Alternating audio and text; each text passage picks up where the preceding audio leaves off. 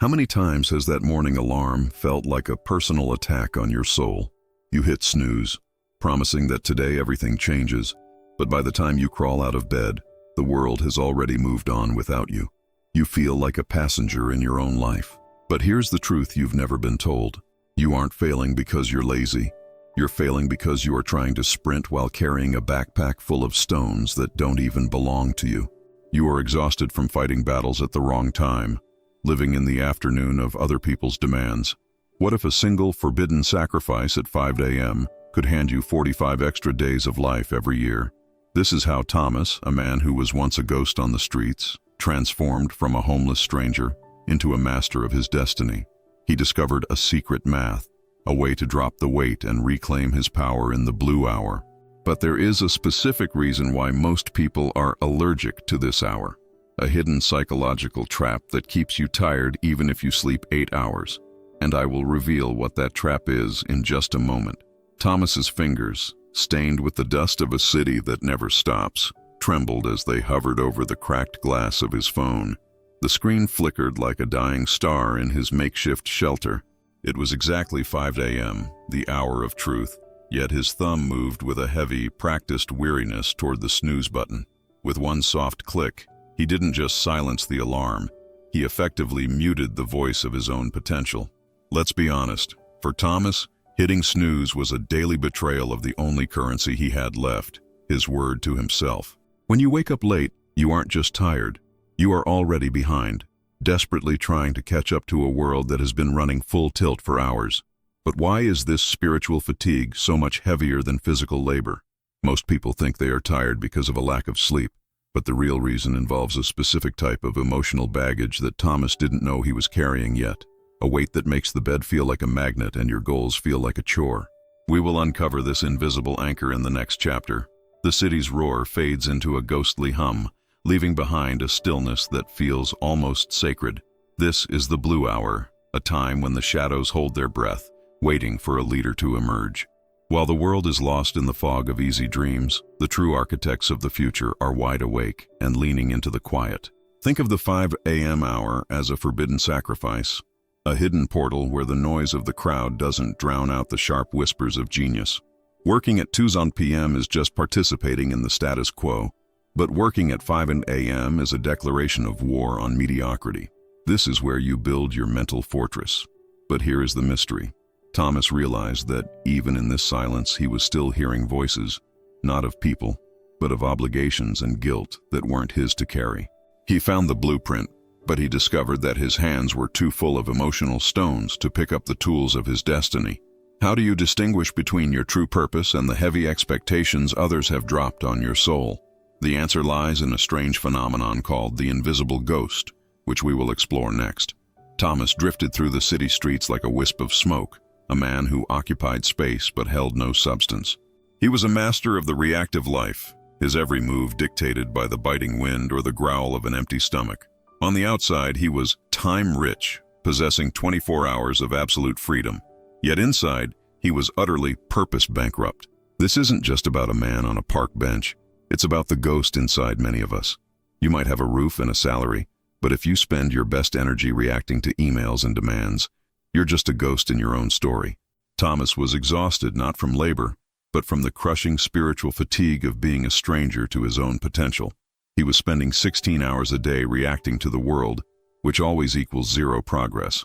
But what Thomas didn't realize was that his purpose bankruptcy was caused by a specific habit of picking up emotional stones that weren't his to carry, a weight that kept him invisible even to himself. There is a breaking point where the universe decides to force you to drop that weight.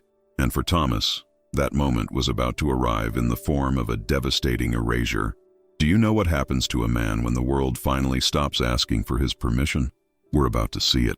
The sky finally broke, unleashing a torrent of rain that turned the asphalt into a dark, unforgiving mirror. In a matter of minutes, a city sweep team tossed Thomas's modest belongings into the back of a growling metal truck. He stood there, soaked to the bone, watching the only physical evidence of his existence get hauled away. It's funny how we think the biggest pain is the cold or the hunger, but it's actually the feeling of being erased. Thomas realized right then that if he stayed on the defensive, life would eventually just stop asking for his permission. Being reactive is a slow death. It's the process of slowly becoming a ghost in a world that only sees the visible. The sting of the wind was nothing compared to the terror of realizing he was becoming a total stranger to himself. But here is what Thomas didn't see coming. The storm didn't just take his things. It stripped away the last stone he was holding for someone else. The heavy pride of a man who refused to ask for a new way of living. He was finally empty enough to be filled with a power he didn't yet understand.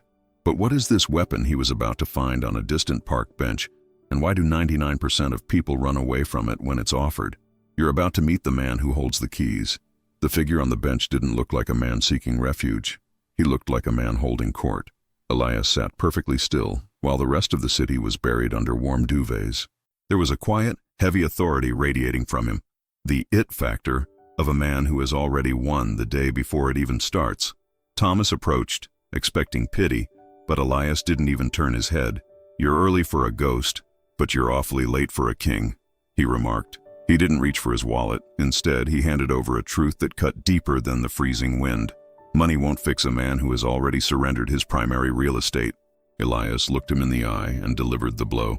"You are homeless because you've been living in the afternoon of everyone else's busy lives. If you want to own anything in this world, you must first build an impenetrable fortress in the silence of the dawn."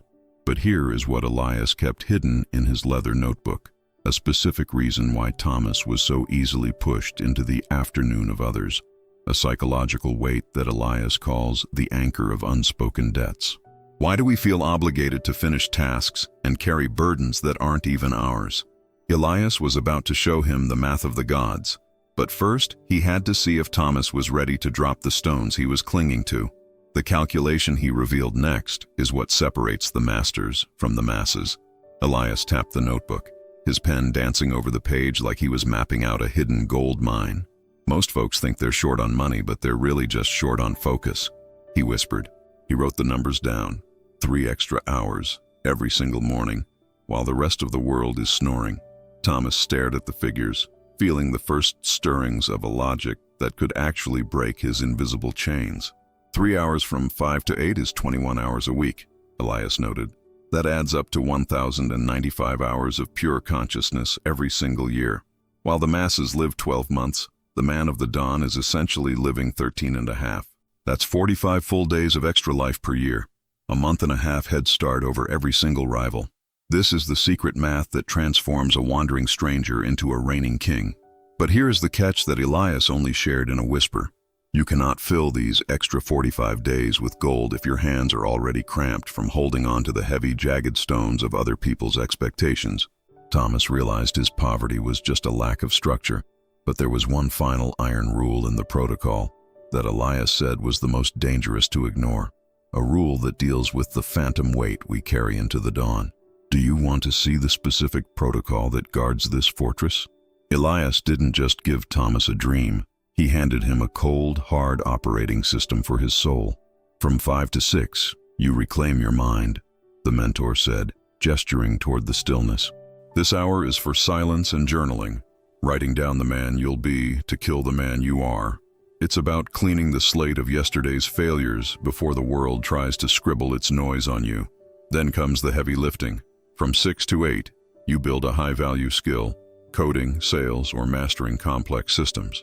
To protect this fortress, you follow 3 iron rules: a digital fast to keep your focus razor sharp, a physical sacrifice to prove your mind is the master, and finally, the king's task, solving your most terrifying problem before the sun is even up. But Thomas noticed something strange. Even with this protocol, his mind felt heavy, like a runner trying to sprint while wearing a lead vest. Elias smiled and told him that most people fail here not because of the rules, but because they are trying to build a fortress on top of a swamp of borrowed burdens. There is a specific reason why your mind refuses to focus on your king's task when you are still mentally solving other people's problems. And this biological mutiny is exactly what Thomas had to face next. Do you want to know how to survive the moment your own brain tries to sabotage your rebirth? The first 3 days felt like a slow-motion car wreck between Thomas's willpower and his weary biology. Every time that alarm shrieked at 5 a.m., his brain screamed for the sleep of the forgotten. The cold air hit his skin like a physical insult, making the itch to quit feel almost unbearable. His mind became a master lawyer, arguing why just one more hour of rest was a basic necessity. We've all been there, staring at the ceiling in the dark, wondering if this greatness thing is a lie. It's a lonely war fought under the covers. But on the fifth morning, something shifted. The shivering hadn't stopped, but the desperate, panicky need to crawl back into hiding had finally vanished. He realized he was the only conscious observer in a city of millions, the temporary owner of the entire world. But here is the secret Elias whispered about this agony. The itch to stay in bed is often just your soul's way of avoiding the heavy emotional work you have to do once you're awake. Thomas survived the mutiny, but he realized that most people fail because they are trying to fight this war while still carrying the stones of past failures and others' expectations. There is a way to make this biological mutiny feel light instead of agonizing, and it all depends on what you are willing to leave behind. Are you ready to see how Thomas turned this internal war into a harvest of pure steel? 6 months of disciplined dawns had chiseled the softness off Thomas's spirit and replaced it with steel. The 1,000 hours he had stolen from the night were now manifesting in his steady, confident hands. He no longer looked like a man hiding from the sun. He looked like a man who commanded it. By mastering high-value skills like coding and design during those quiet hours, he became undeniable. He wasn't just a face in the crowd anymore. He was a specialist with a rare edge. Now he stands in a warm, modern apartment, looking out the window at 5 a.m. But he isn't looking for a place to sleep. He is looking at his domain. You see, the external success we all chase is usually just a shadow of the internal work we do in the dark. Thomas stopped being a stranger to his own power, and the universe had no choice but to respond in kind. But here is the truth that Thomas realized while standing in his new home. His apartment was beautiful, but the real freedom was that he no longer felt heavy. He realized that most of the energy he used to lose wasn't spent on being homeless. It was spent on carrying the emotional stones of a past he couldn't change and people he couldn't please. But how do you maintain this steel-like discipline without burning out? There is one final pact, a community secret that ensures you never pick up those stones again. Are you ready to sign your own covenant with greatness? The alarm clock on Thomas's bedside table doesn't sound like a screeching monster anymore. It sounds like a bell of victory. You see, the snooze button isn't just a button, it's a binding contract you sign with your own mediocrity. It's a way of telling yourself that your dreams can wait while you indulge in a few more minutes of fog. But the 5 a.m. call is a sacred covenant with your future, higher self. When you swing your feet onto the floor while the world is still pitch black, you're claiming your crown. Thomas knows that the stranger he used to be is dead, buried under layers of discipline and dawn-lit focus. He no longer needs to chase success. He simply attracts it. But there is a final secret to his magnetic power. Thomas stopped carrying the weight of others to have the strength to carry his own destiny. Most of you are ready to wake up at 5 a.m., but you are still terrified of the silence, because that's when the ghosts of who you've been trying to please start to scream. To join this vanguard, you must first learn the art of the final drop. Are you ready to make your public vow? Drop a day 1 in the comments. But before you do, I need to show you the one thing that will prevent you from picking those stones back up when the world starts to demand your time again at 9 a.m. Thomas's journey from a ghost on a park bench to a master of his own domain wasn't just about an alarm clock. It was about a man who decided to stop paying interest on debts he never owed. The gap between the person you are and the person you're meant to be is exactly 3 hours wide. But you cannot bridge that gap if your arms are too full of stones to reach for the crown. Tomorrow morning is your first opportunity to tear up your old contract with mediocrity. However, I know that for many of you, the silence of 5 a.m. is terrifying, because that's when the weight of your unsaid no's and your stolen peace finally catches up to you. You try to build a new life, but you are still anchored to the old one by the expectations of people who don't even see your struggle. Many of the stories you hear here aren't just stories. They reflect the invisible weight you may be carrying every day. If you're tired of holding pain, responsibility, and guilt that were never yours, I created an ebook called The Weight of Stones That Are Not Yours. It's for those who want to let go, set boundaries, and live with more lightness. The same lightness Thomas felt when he finally stood in his own home. To ensure you never fall back into the snooze of a reactive life, I'm also including 2 vital keys. Bonus 1, learning to let go of stones that are not yours. And bonus 2, when saying no is an act of self-love. These aren't just books. They are the eviction notices for the ghosts in your mind. The link is in the description and in the pinned comment. Don't keep the king inside of you waiting a second longer. Your destiny is a math problem, and today, you finally have the formula to solve it.